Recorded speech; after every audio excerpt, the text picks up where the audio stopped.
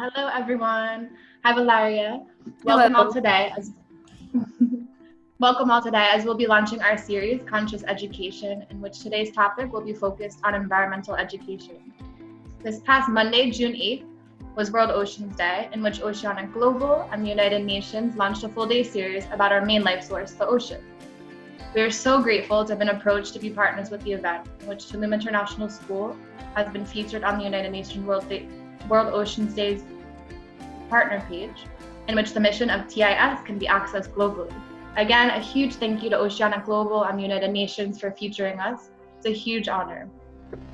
Today, I'll be speaking with Valeria Payton about Tulum International School, in which she founded over 7 years ago. As I have been teaching with the community for the past 4 years, I give everything I am as a mentor and teacher to the beauty of TIS. Thanks, Katie. Great. Well, to share a little bit about the work that we've been doing, we have our 7 pillars that are the base of the work we do at the school and with the children. And one of the pillars is environmental education. And the way that we've approached it is, through several angles, keeping animals on site, trying and pursuing a zero waste facility, and constantly talking about it. Katie's class has focused on making a constant campaign throughout the school year to create awareness, and not only that, but also strategies and action plans so that children can apply that at home as well. And, in a society and in a world that pursues children and youth as consumers, then it's time to also pursue youth and listen and follow their lead as environmental leaders. There's so much information, there's so much influence that comes on consuming and giving value to people on what they have or where they live or what car they drive. And it's wonderful to see that these new generations are free from that and are focusing more on things that are important and that are valuable. Exactly. Now more than ever, our world needs to turn this challenge into action. And today we're, here to share this message. And so can you explain a little bit about EFATA and what it exactly means? Yes, sure. EFATA means be open to wisdom and goodness. And it comes from a biblical passage. And it's a moment where the teacher tells deaf, mute men, EFATA, which in Aramaic translates into be open to wisdom and goodness. And he could speak and he could listen. And that is the idea of learning, to keep your ears open, to learn, to be able to understand others' experiences and what others are, and to be able to use your mouth wisely and speak only things that are edifying and that are going to build up to our world, to our community, to yourself. And there's learning happens everywhere and in every context. And what we really strive to do is to help these young people be independent learners and independent thinkers, make decisions on their own, being able to acquire the information that is sufficient for them to make decisions that help them be healthy, that help them be happy, and that help them have a positive impact in their community and in the global community. It's very long since adults have treated children as if they're not people. So, they're not listened, their time is not valued the same, but yet their experience and their emotional and intellectual capacity is similar to the adults. The differences are on experience. So we, having the experience, can guide them safety to explore their interests and to recognize what areas of challenge they have to work on without creating an environment of hopelessness. So information about the state of the world, we cannot go against science. That's what's wonderful about it. We can continue learning. We can also focus on topics of social justice, but it can be very disheartening if we only give them the information without exemplifying or with at least being open to listen to their ideas or how we could inspire change and be agents of change for things that are positive. So yeah, there's these environmental issues. Yes, there's these social issues that need to be addressed. How can we do that? in what part of our learning process are we in that we can get in line with them and follow their lead. Yeah, no, beautifully said. Thank you for sharing that. It brings me back to last year for World Oceans Day when we celebrated it at the school, and just seeing, how inspired they like for me, this is something I always like just to share with students, is that they are teachers as well. Giving them that empowerment of this information is not for you to learn, but for you to teach. And this is something that, I just remember seeing last year of just how inspired they were to teach the public, and that filters for when they go home and to their families, and that really creates this, these lifestyle changes that may have not happened, because like you said, there's this type of healing that needs to happen in so many adults, that the children are really the ones that have that innocence and that inspiration. Just fast forwarding to now, currently what's going on with COVID and the pandemic, what's kind of your feedback or any information regarding the evolution of education and online learning? Is there anything you'd like to share about that? Yeah, I was reading a book the other day, and there's a quote by Napoleon Hill that I really liked, and I'm going to share that with you and then work on from that. And what Napoleon Hill wrote is, that is one of the tricks of opportunity. It has a slick habit of slipping in by the back door, and often it comes disguised in the form of misfortune or temporary defeat. Perhaps this is why so many fail to recognize opportunity. And that really, spoke to me, and I love it, because it is a time of opportunity. It's yes, it was surprising. Things, have been pushed to sudden change for many industries, for most people around the globe. But we have an amazing opportunity. We have this wonderful time of reset, and now we get to ask all these important questions. Are we buying more things that we need? Do our children really need to be gone for long schedules, or shorter schedules will be better for our family? Asking questions of what fits better. Now, for sanity purposes of each family, and based on the different needs of different families, I believe that the concept of schooling is important, and it takes a group of people, and that African proverb says it takes a tribe to raise a child. It takes a group of people to really be a good system of support for children, and not only for children, but also for the teachers, for the families, for the whole community.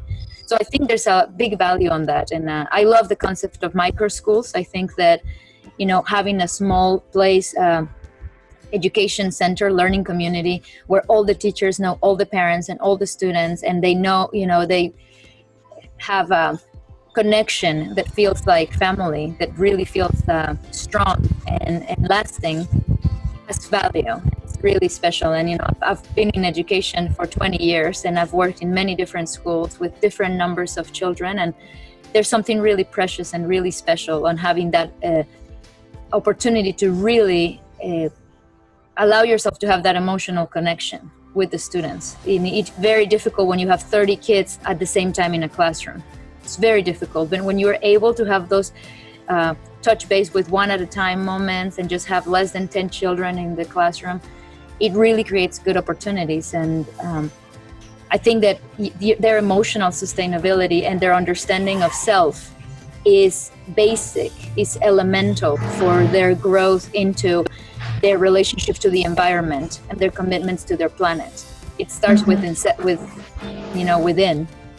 Yeah, 100%. Something that you shared with me before is, particularly in Mexico, that there was a teacher who tried to incorporate some type of environmental program into his classroom, but it was against the curriculum currently that the school is facing. So is there anything you'd like to share that for teachers out there who are trying to incorporate that curriculum in their classroom, or even how many children go to schools where there's not nature around them? How do you suggest to incorporate that aspect, so when they don't have the beauty of nature around them?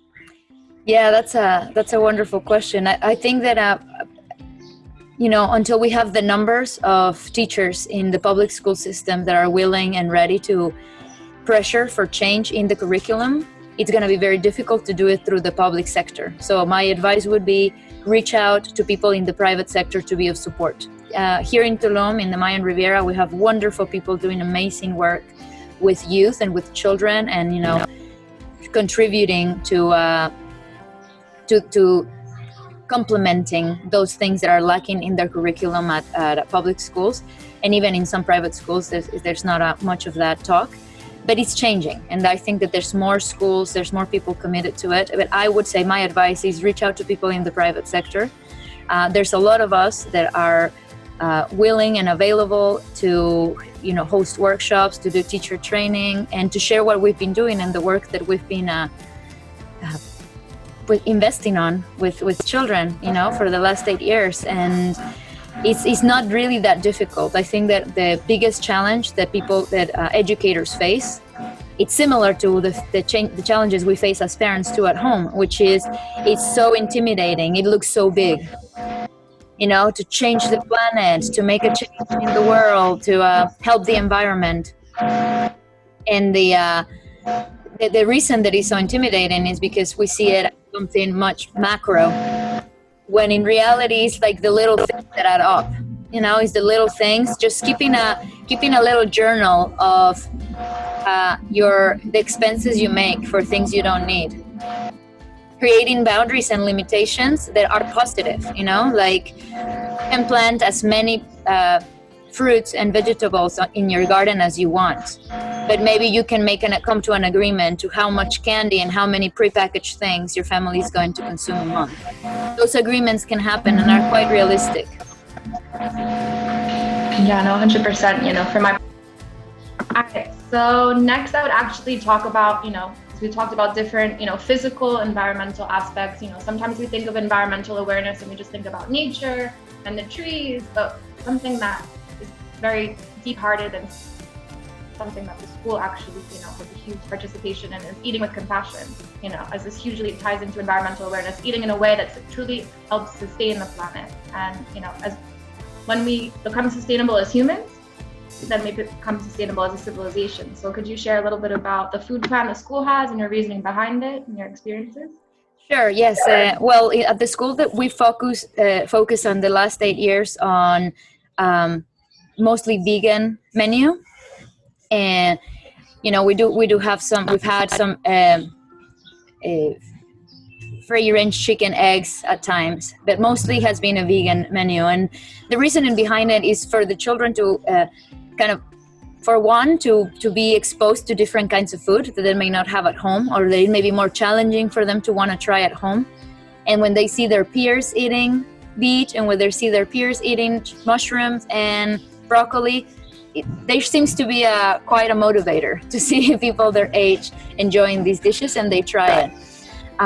The other reason is, even just one meal a day that is plant-based makes a big difference. And when we look at really the waste that we save in 1 year and the water that is not consumed in 1 year by just one meal a day being plant-based, it's massive. So for them to understand this and for them to know this is it's important. And like I said, we're not pushing for their decisions, and we're not giving judgment on right or wrong. What we're trying to do is create an environment with information that is real and that is true and that is, empirical evidence, things that have been proven and tested and are out there, are in the reach of these people, in the reach of these families, in the reach of these children, so they can make their own decisions. We have this beautiful pig, Carmina, and she's been an incredible teacher to us all, in just understanding. She eats all of our organic waste, and the kids love to bring her bananas, and there's this exercise of constant kindness. She's this massive 200-pound pig and children are able to pet her and spend time with her and really understand, the connection when they go to a grocery store and they see prepackaged food and things like cold meats and I don't even know what those are called, sausages and ham and this kind of prepackaged deli meat, where it comes from. There's a massive disconnection. There's so many children and so many adults that don't make that connection, and it's important to have that compassion and kindness exercise, whether you decide to consume those products or not, to know where they come from and to process that in a way that is informed. Mm-hmm. Yeah, beautifully said. Just creating those habits. It's just one vegan meal a day. It's not pushing something upon them that you have to do this, you have to. It's just introducing introducing these ideas and concepts, which really gives them this compassion and empathy. And what I wanted to go into next, you touched on the animals and animal therapy at the school. Could you share a little bit more besides Carmina and the other animals and the type of experiences and evidence that you've seen therapy-wise that children have? Yeah. It's incredible because all of our animals are rescue animals, so they have not had any formal training as therapy animals. However, they have very much filled that role, very organically and very naturally. That has happened, and we have 3 dogs and we have 2 cats besides the pig Carmina, and it's interesting to see the different behavior and the different chemistry they have with different students. It's easy to know when a child is a little bit under the weather emotionally, because Hidalgo, one of our dogs, will follow them around. And when there's new students, we are in an international mecca, so we've had children from different parts of the world, and at times even up to 12 languages spoken in our small community. We've had children that speak languages that none of the staff speaks and none of the other children speak. And when that has happened, it's been incredibly helpful to have them when they're frustrated or when they're sad or when they're feeling lonely because they can't communicate. Just go to the dogs, go to the cats, and the first words that they start speaking are very much animal vocabulary. And soon after that, they start opening up in English and they're starting opening up in Spanish. But it's because there's that freedom and that emotional support that comes from unconditional love that animals offer. Yeah, no, beautifully said. Witnessed so many different times of just so many students just holding a cat and just the relaxation that goes from them going from one instant to the next. It's just such a beautiful space for them just to understand their energy and how their animals can heal. Yeah. Something I've always admired is not only the work that you've done with the school and AFADA, but as well the work that you've done with different families and parents. As this is kind of something that we've talked about. Conscious education is not just for students, but as well for families and parents. Could you share a little bit about the workshops that you've hosted and bridging the gap between something that you've always said, healing this inner child as an adult? Yeah, we've been something that we've discovered in these 8 years and that it has become imperative work is working as a team in a collaborative manner with the parents.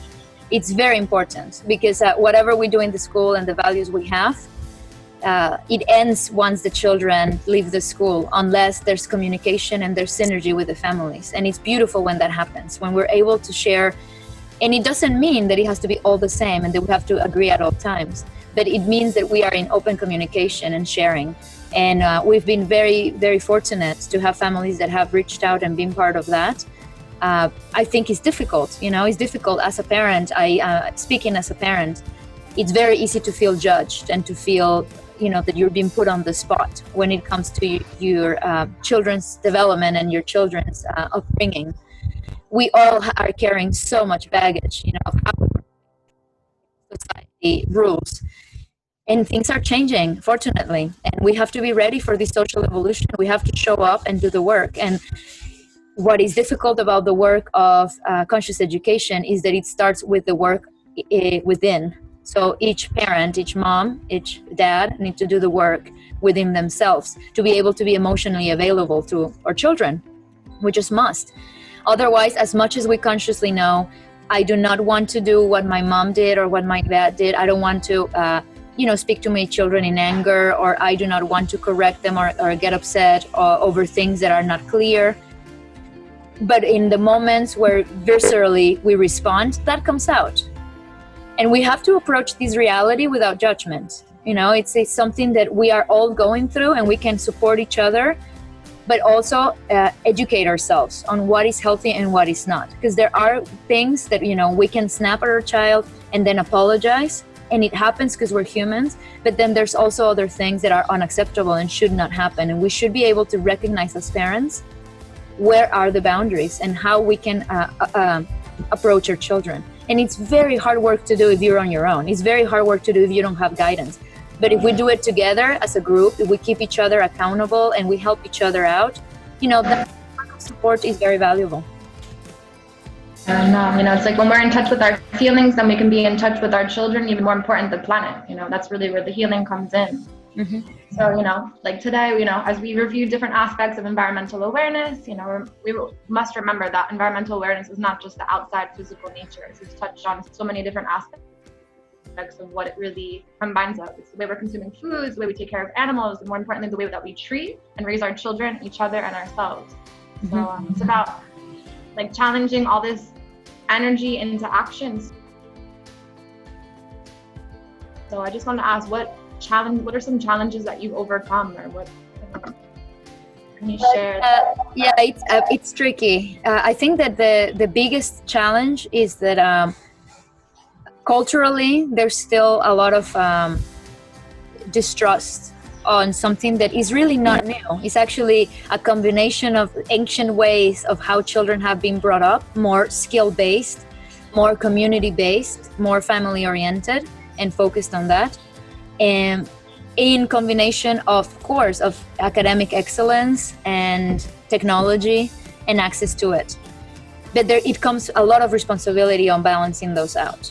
So the biggest challenge in this particular part of the world has been, of course, going through all of the hoops of having the right permits and, doing things right, legally, openly. And it's quite a big statement when you say, I do not want to be affiliated with the government.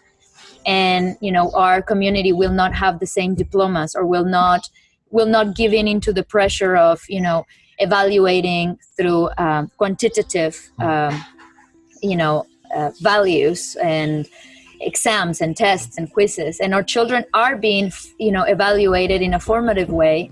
And it's more of a one-on-one expectation. You have to know where your child is to know what the goals should be. And that is very difficult when there's the pressure and the understanding of information-based education. That is a model that is obsolete. It just doesn't work. We're a click away from any piece of information.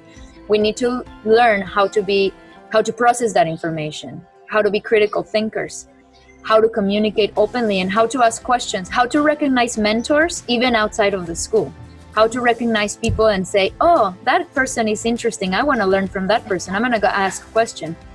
And that is, to be sincere, the schools are a wonderful space for social development, are a wonderful space for challenges of the intellectual capacity. It's beautiful, but it's not the only way.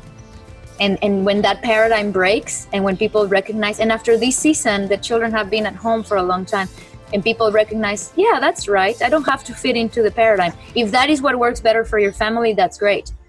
There's no judgment, but ask the questions. Ask what's best for my family, for my children, and how do I want to navigate this whole topic? Because what's important is really for people to recognize they can learn in every context. Unfortunately, in the south of Mexico, we are 25, 30 years behind from central and northern Mexico. So visiting public schools and bringing alternatives there and encouraging them to seek out more than what they're receiving in school. Not that what they're receiving it's wrong. There's wonderful teachers and people that are very passionate, sometimes also in the public sector, but there's a lot of hurdles and there's a lack of freedom. And it's I think that's the big challenge, to really create what should be natural, organic, and free, just a way of living. It should be mainstream. It should be in the veins of the school systems. It should be core. Understanding yourself and how to interact with your planet should be core of the curriculum. Beautifully said. Yeah. So just on some closing notes, what kind of advice or examples could you give to parents or students or teachers to how to create more environmentally conscious behaviors? Well, I think that for sure, it's beautiful things bloom when change starts from within. So I think that self-love, it's kind of the garden bed that we should use to plant all the ideas. And when there's challenges, every family and every home, there's challenges and there's problems. It's not something that we can deny. It's just a reality.